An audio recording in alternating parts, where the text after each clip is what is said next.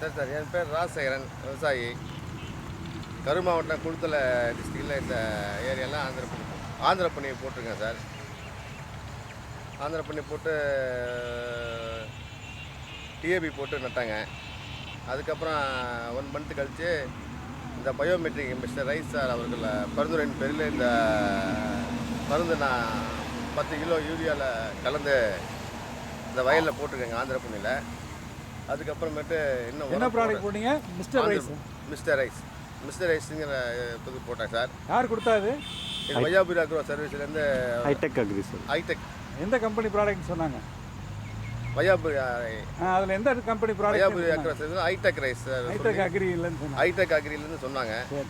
அது நான் 10 கிலோ யூரியாவில் கலந்து அந்த பயோமெட்ரிக் இது போட்டேன் சார். அதுக்கப்புறம் 1 மாதம் கழித்து ஈல்டு தூர் நல்லா வெடிச்சிருக்கு, பூட்டு நல்லா வந்திருக்கு. மேற்கொண்டு உரம் போட தேவையில்லாத ஒரு சூழ்நிலையில் கருது நல்லா வளர்ந்துட்டுருக்கு சார். இது ஒரு நல்ல முன்னேற்றம் இருக்குது. இது மற்ற இதுக்கு ரொம்ப டிஃப்ரென்ஸ் இருக்குது. உரம் கூட போட தேவையில்லை.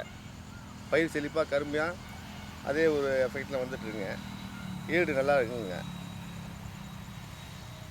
மற்ற விவசாயிங்க என்ன சொல்கிறாங்க அக்கம் பக்கத்தில் உள்ளவங்க?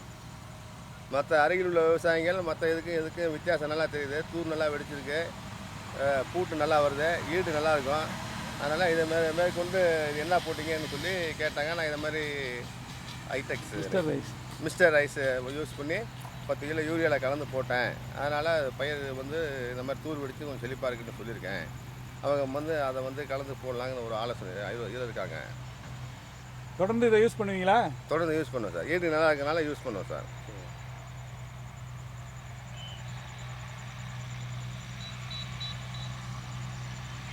You please, sir. It's okay. Let him be the hero. இல்லை உங்களுக்கு மணி நல்லா வெடிச்சிருக்கு சார். அதுதான் என்ன பார்க்குறீங்களோ அதை சொல்லுங்கள்.